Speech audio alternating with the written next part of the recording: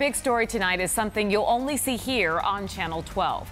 This week, state investigators will meet with the owner of a prominent special needs therapy clinic in Phoenix. It's an attempt to get to the bottom of a serious problem.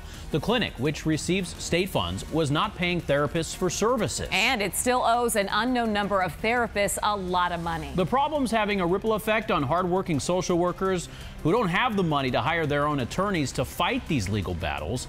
Not to mention, it's hurting the families they serve. They do some of the most important work in our communities, helping special needs children. They provided a great service, but they can't do it for free. Just getting excuse after excuse after excuse as to why we weren't getting our money. 9 therapists who worked as independent contractors for Head to Toe Therapy, a clinic receiving taxpayer dollars, tell 12 News they are owed between $1,500 and $13,000. And they question how many more are owed money who won't speak up. I hired an attorney and we sent a demand letter, and they totally ignored the demand letter. They say an exodus of therapists has already caused a disruption to families. They're not being scheduled when they should be, and that can incredibly impact their progress, especially if it's a child with Down syndrome or autism. They also question whether the company is being completely upfront with the public. 12 News has learned someone who made financial decisions for Head to Toe was convicted of theft and fraud. More on that in a moment. Head to Toe Therapy is a certified vendor of the state's Department of Economic Security. The clinic receives reimbursement funds from the state, more than $2 million for the first half of this year alone, and it is expected to pass on the cash to its independent contractors. At least that is how it's supposed to work. I've sent my billing statements.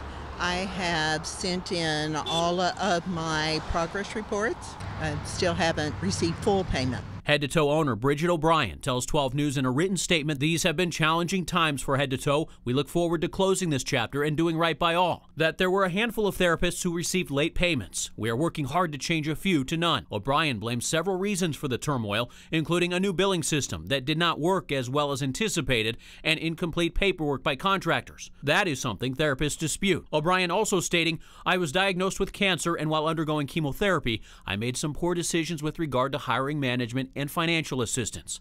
One of those decisions was to hire a longtime business partner who had previously been convicted of theft and fraud to handle business-related concerns of the company.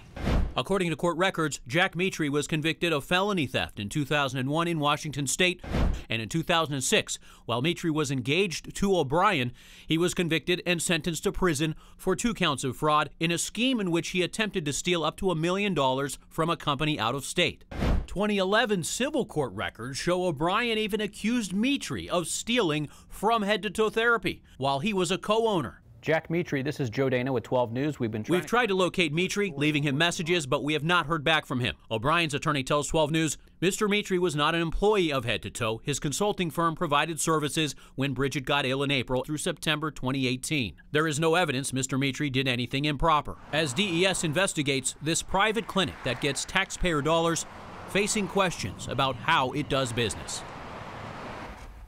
Depending on what's discovered here, DES's investigation of Head to Toe could result in the state contract being terminated. If there's evidence of criminal wrongdoing, the case could be prosecuted. DES has already stated that Head to Toe is in violation of its contract.